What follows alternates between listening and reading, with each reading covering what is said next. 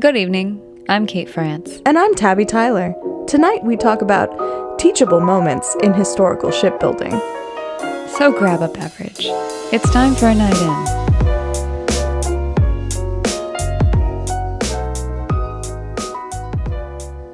We are interrupting your regularly scheduled impeachment trial to distract you from the misery of our current democracy, to regale upon you stories of old times. Stories about boats. Yes, back when grudges between countries were settled on the open seas, and not with suspicious phone calls or by personal attorneys.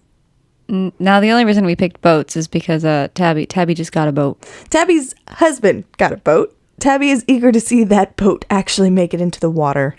Which still means that both of you will be losing money mysteriously. Much like aid money that was missing for Ukraine for a period of time. Withheld.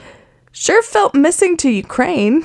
God, we're so salty. Much like the open ocean, which is where this story takes place. Well, actually, my story takes place in a sea, the Baltic Sea. In the early 1600s, Sweden... Transition, guys. Now we're talking about Sweden. I just realized now what that's going to sound like. Anyway, we're all in. In the early 1600s, Sweden was at the beginning of its age of greatness. It was under the rule of Gustavus Adolphus, who had ambitions to make Sweden the strongest military power in the Baltic Sea. Gustavus had been king of Sweden since the age of 16 and was credited for shaping Sweden into a great European power. He inherited a war from his father, a war with Poland-Lithuania, and fought in the Baltic against multiple naval threats, including the Polish Navy, as well as imperial forces that threatened to spread Catholicism into Denmark. Not Catholicism! Ideology. History's greatest threat. So several naval disasters had left the Swedish naval fleet in demand of more ships, and Gustavus Adolphus, military man that he was, saw this as an opportunity to commission a new kind of ship, a ship that would have a superior and intimidating armament. And the first of these ships would bear his family name, Vasa. Vasa was the family name thanks to Gustav I, who was a member of the Vasa noble family and first king of liberated Sweden. In 1521, he catalyzed the Swedish War of Liberation and freed Sweden from Danish hegemony, broke Sweden from the Kalmar Union, and solidified Sweden as a nation under its own rule. He also established a hereditary monarch and separated Sweden from the Roman Catholic Church. And get this, he left the Catholic Church at virtually the same time Henry VIII did in England. Wow, the Protestant Reformation was like the shot heard all over Europe, wasn't it? Yes.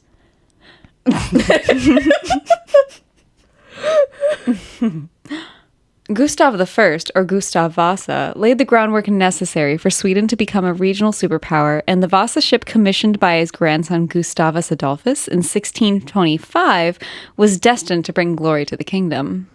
Or so everyone thought. Except it didn't. No, instead it sank. Understatement. Instead it sank in the most embarrassing way possible. And the reason it sank has been hotly debated for centuries, but it ultimately came down to multiple failures of communication coupled with a limited understanding of theoretical shipbuilding principles. So, walk me through this one. Well, the first measure of incompetence was the fact that the plans for the ship had to be approved by the king. So once the shipbuilding was underway, no one dared question the king's orders. And the king desperately wanted the Vasa on the water, so in 1628, when the ship's stability was being tested for Vice Admiral Fleming, a flaw was noticed that no one dared bring up. What was the flaw? During the stability test, 30 men were tasked to run back and forth on the upper deck to get the ship rolling, but were told to stop after 3 trips for fear that the ship would capsize. No one said anything? No, because to say something would upset the king. And how do you even begin to explain that the ship the king approved didn't seem stable, especially not when you can't explain why it wouldn't be? Shipbuilding science at the time was still in its nascent stages. We understand now that the ship had too high a center of gravity. The hull above the waterline was too heavily built in relation to the amount of hull in the water. The weight of the hull above the water was due to a combination of factors, including the desire by the king for a 2-level gun deck, the height of the ceiling between the floors, or the headroom, being unnecessarily tall. Don't you know your sailors must all suffer from hunches? Actually, they were all about 5'5". Oh.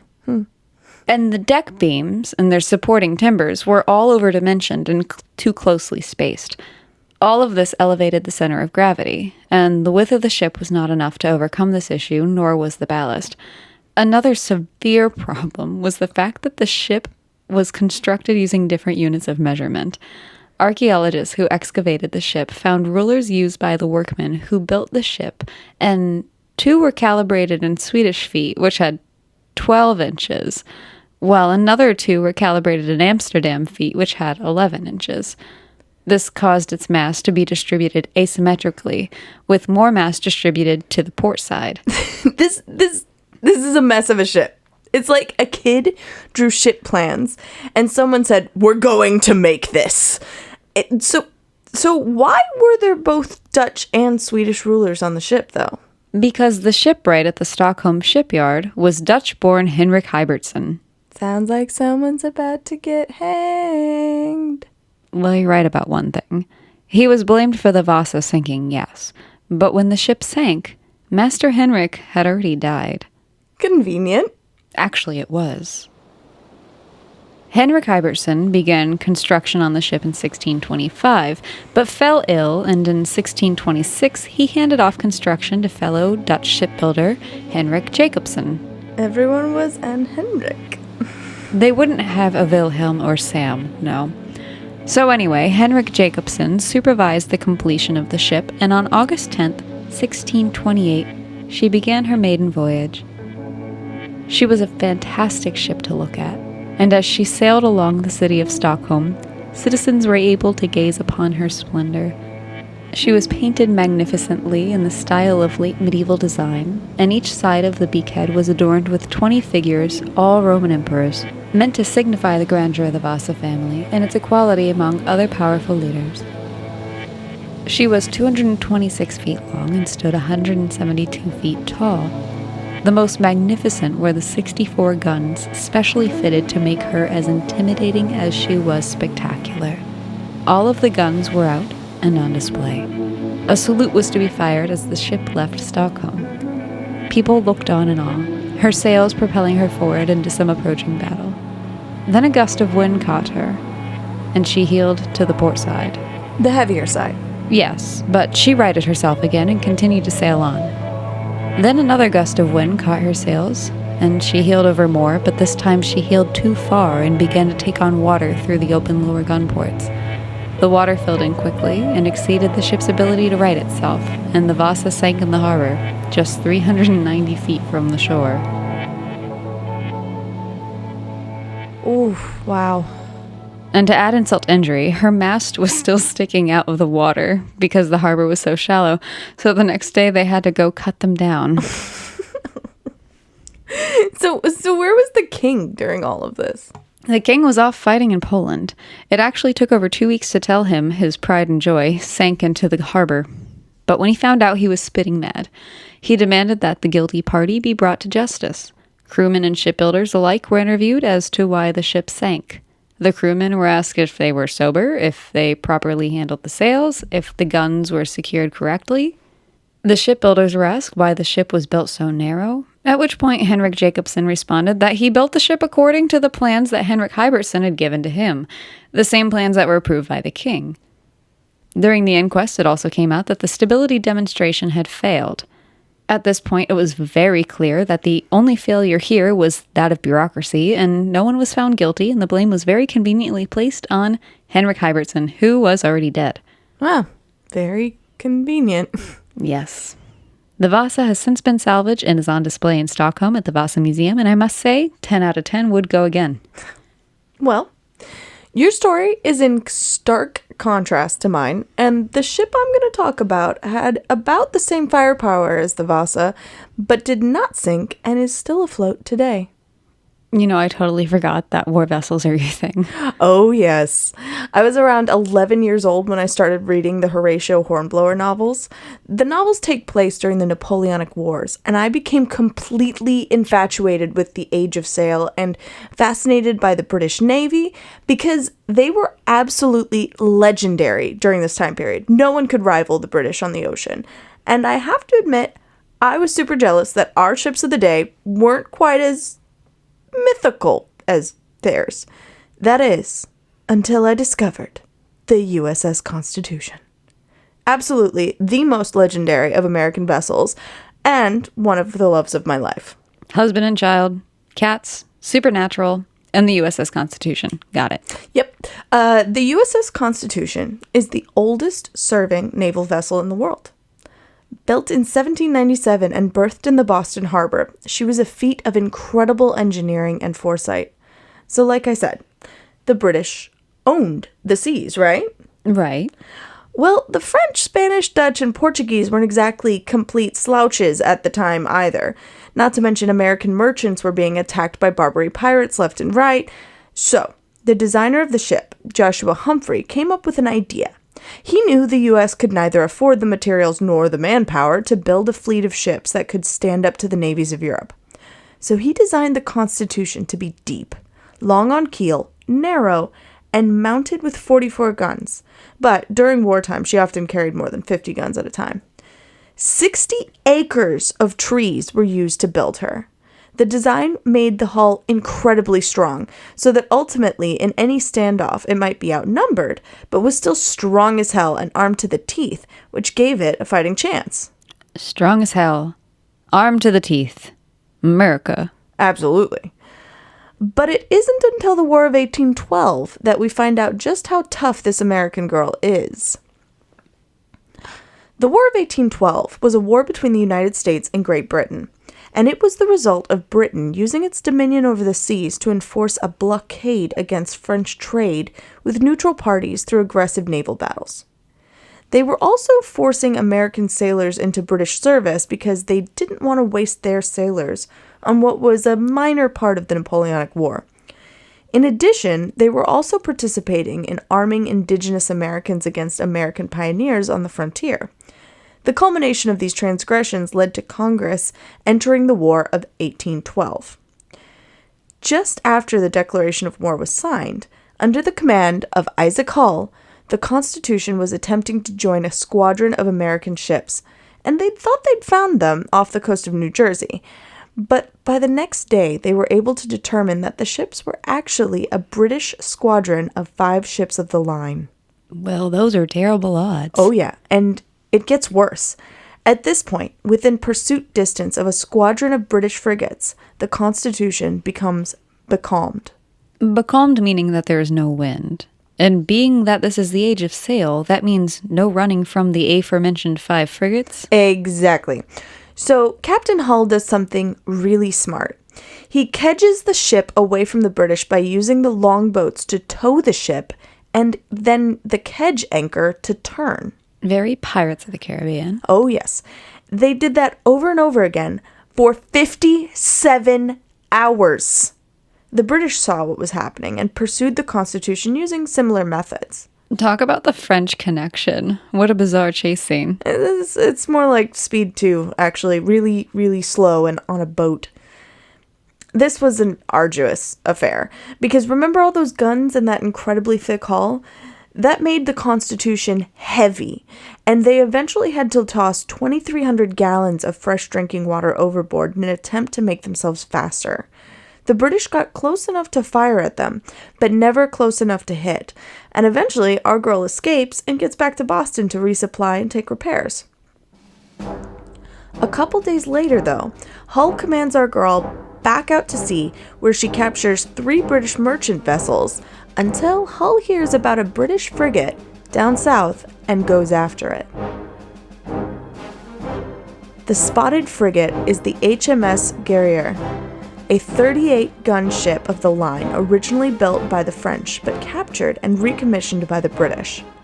And Hull had decided she needed to go. Guerriere opened fire first, but did little damage.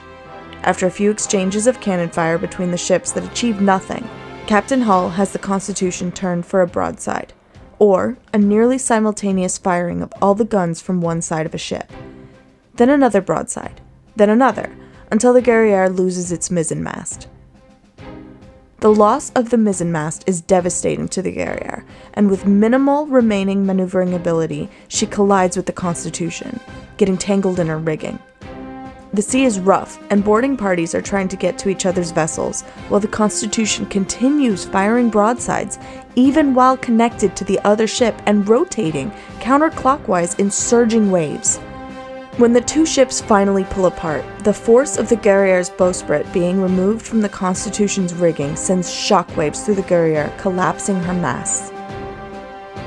The Guerriere ends up a dismasted hulk of splintered lumber and torn canvas, too unmanageable to sail or capture. Almost a third of her crew are wounded or dead.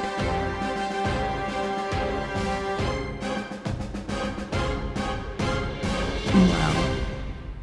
This is why they make movies about this. I get it now. And the Constitution? Well, you could say she had a great constitution. Mm-hmm. She was in incredible condition. Many of the Guerriere's shots had astonished both the British and American sailors by rebounding off the Constitution's hull without leaving any damage. An American sailor shouted, "Huzzah! Her sides are made of iron!"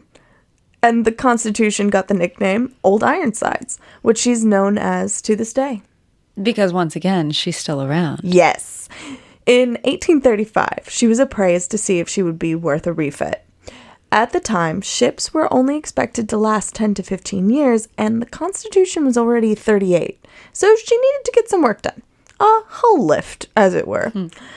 The Boston papers reported a rumor that the Constitution was set for scrap, which wasn't the case, but it set off a national outcry where the people demanded she be repaired since through her decades of service, she'd become something of a war hero herself.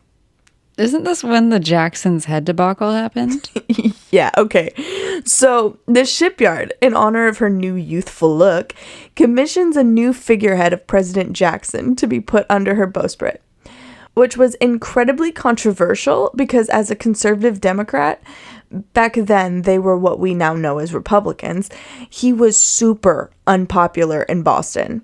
The shipwrights received death threats. Bostonians challenged each other to sneak in and destroy or remove the figurehead. And finally, a man named Samuel Dewey took a bet that he could do it.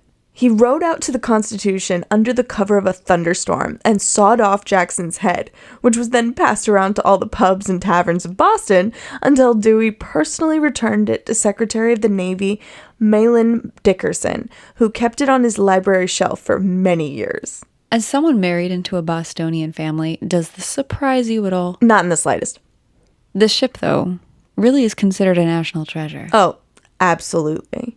To the point where we've insisted on maintaining her not only as a functional vessel, but also an actual ship in our Navy for the last 185 years, since her first refit as America's favorite ship. In 1900, she became a museum ship when, again, the country flipped its lid at the thought of destroying her. A congressman had suggested she be towed out and used by the Navy for target practice, and people were so incensed that groups went door to door collecting funds for her refit, and school children sent in pennies.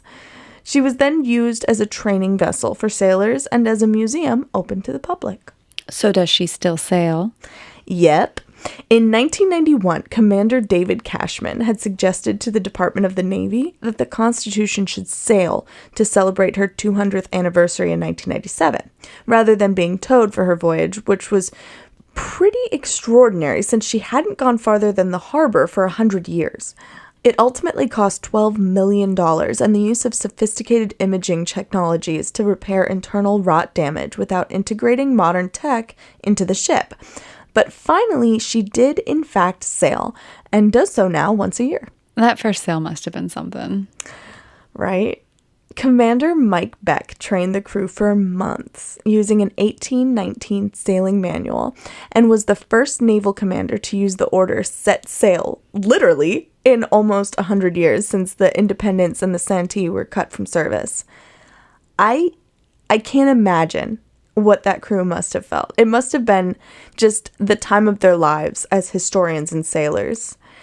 I mean, they dressed in the uniforms of the time, and they got to experience actual sailing. Most sailors who join the U.S. Navy don't ever actually sail a boat in their careers.